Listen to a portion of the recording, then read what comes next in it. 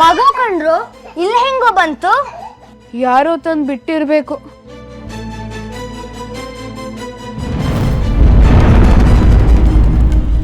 ಪಾಪ ತುಂಬ ಚಳಿ, ಅದಕ್ಕೆ ಅಳ್ತಾ ಇದೆ. ಎತ್ಕೊಳ್ಳೋಣವಾ?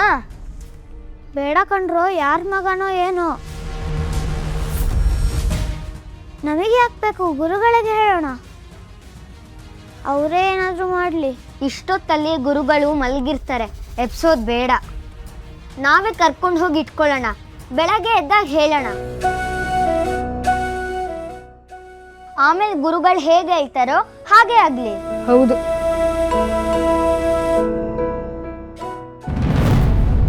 ಅಲ್ಲ ಆಯ್ತು, ಬಾರ ಬಂಗ.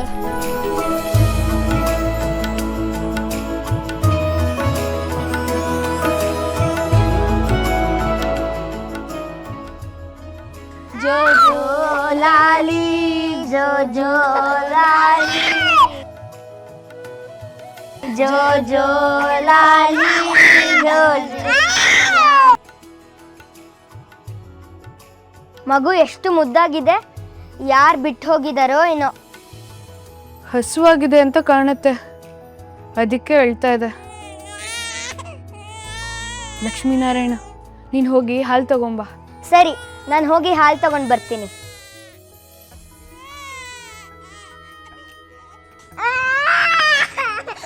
ಅಳ್ಬೇಡ ಪಾಪು, ಉಂಗ ಉಂಗ ಬರುತ್ತೆ.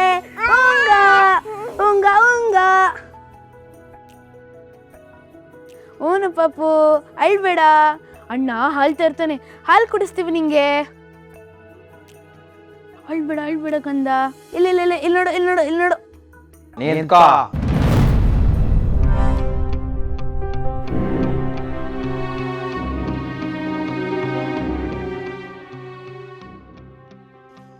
ಏನ್ ಗೋವಿಂದ ಅದು ಕೈಯಲ್ಲಿ? ಹೇಳೋ ವೆಂಕಟನಾಥನ ಮಗನೇ, ಸಣ್ಣ ಗೋವಿಂದ, ಏನದು ಕೈಯಲ್ಲಿ? ಹಾಲು. ಹಾಲಾ? ಇಷ್ಟೊತ್ನಲ್ಲಿ ಯಾರಿಗಪ್ಪ ಹಾಲು? ಇದು ನನಗೆ. ಅರ್ಧ ರಾತ್ರಿಲಿ ಬಂದು ಕದ್ದು ಹಾಲು ಕುಡಿತಾ ಇದೀಯಾ? ಗುರುಗಳಿಗೆ ದೂರ ಹೇಳ್ತೀನಿ. ಹೇಳಿ. ಅಪ್ಪ ಅನ್ನೋ ಧೈರ್ಯನಾ? ಅವರು ಅಪ್ಪ ಅಲ್ಲ, ಗುರುಗಳು. ಓಹಾ, ಎಲ್ಲ ಇವನ.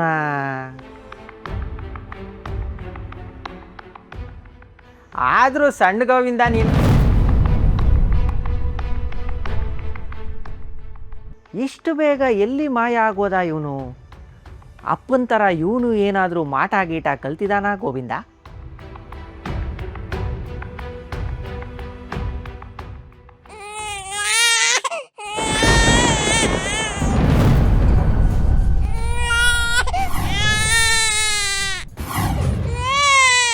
ಇದೇನಿದು? ಮಠದಲ್ಲಿ ಮಗು ಅಳೋ ಶಬ್ದ.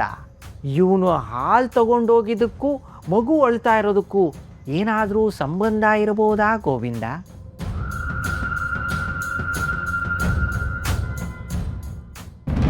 ಮುದ್ದು ಬಂಗಾರಿ ಅಲ್ವಾ? ಅಟ್ಲ? ಯಾಕೋ ಇಷ್ಟು ತಡ ಮಾಡಿದೆ? ಅಯ್ಯೋ, ಭೋಗೇಂದ್ರಾಚಾರ್ಯರು ಅಡ್ಡ ಹಾಕಿದ್ರು. ಸರಿ ತಗೋ, ಮೊದಲು ಮಗು ಕುಡ್ಸು. ಸ್ವಲ್ಪ ತೊಟ್ಟು ಕುಡಿ.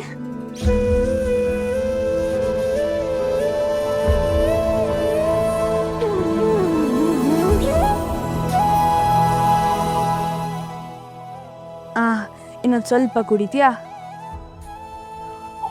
ಇಲ್ಲಿ ಇಲ್ಲಿ ಇಲ್ಲಿ ಇಲ್ಲಿ ಇನ್ನೊಂದು ತೊಟ್ಟು ಕೊಡು, ತೊಟ್ಟು ಕೊಡು ಸ್ವಲ್ಪ. ಅಯ್ಯೋ ಅಯ್ಯೋ ಅಯ್ಯೋ ಅಯ್ಯೋ ಅಯ್ಯೋ ಅಯ್ಯೋ ಅಯ್ಯೋ ಅಯ್ಯೋ,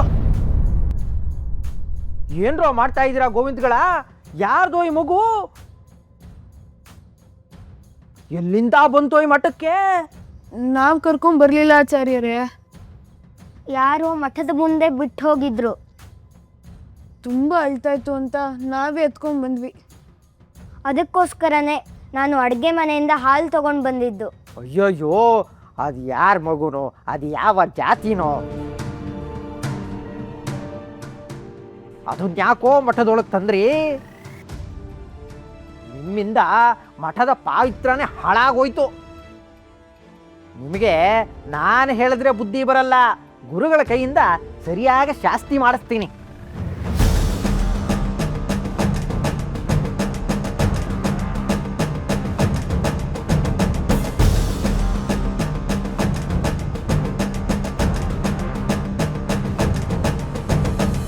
ಬನ್ನಿ ಗುರುಗಳೇ, ಬನ್ನಿ ಬನ್ನಿ.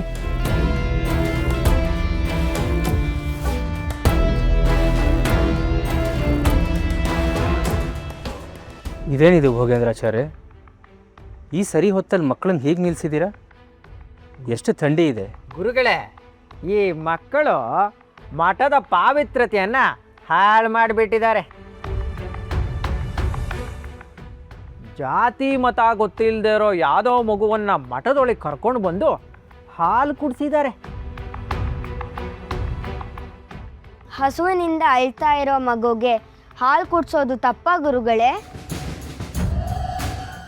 ಮಕ್ಕಳು ದೇವ್ರ ಸಮಾನ ಅಂತಾರೆ, ದೇವ್ರಿಗೂ ಮೈಲ್ಗೆ ಇರತ್ತಾ ಗುರುಗಳೇ? ಪ್ರಾಣಸ್ಯಾನ್ನಮಿದಂ ಸರ್ವಂ ಪ್ರಜಾಪತಿರ ಕಲ್ಪಯತ್ ಸ್ಥಾವರಂ ಜಂಗಮಂ ಚೈವ ಸರ್ವಂ ಪ್ರಾಣಸ್ಯ ಭೋಜನಂ. ಬ್ರಹ್ಮನು ಜೀವಾತ್ಮನ ಹಸಿವಿಗೆ ಅನ್ನ ಆಹಾರವಾಗಿ ಪಶು ಪಕ್ಷಿ ಧಾನ್ಯಗಳನ್ನು ಸೃಷ್ಟಿಸಿದ್ದಾನೆ. ಜೀವರು ರಕ್ಷಣೆಯ ಸಂದರ್ಭ ಬಂದಾಗ ಯಾವ ಆಹಾರವೂ ವ್ಯರ್ಜ್ಯವಲ್ಲ ಎಂದು ನೀವೇ ನಮಗೆ ಮನುಸ್ಮೃತಿಯ ಪಾಠ ಮಾಡಿದ್ದೀರಿ.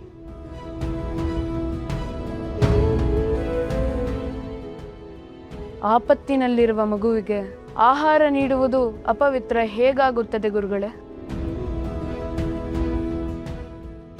ಮಕ್ಕಳ ಪ್ರಶ್ನೆಗೆ ಉತ್ತರ ಹೇಳಿ ಭೋಗೇಂದ್ರಾಚಾರ್ಯರೇ.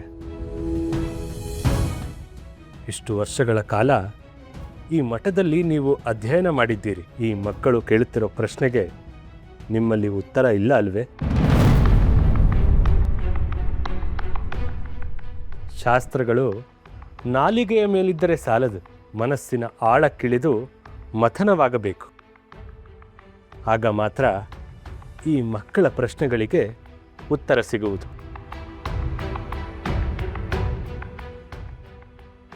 ಈ ಮಡಿ ಮೈಲಿಗೆ ಅನ್ನೋದು ಶುದ್ಧತೆಯನ್ನು ಕಾಪಾಡಿಕೊಳ್ಳಲು ನಾವು ಮಾಡಿಕೊಂಡಿರುವ ಕಟ್ಟುಪಾಡುಗಳು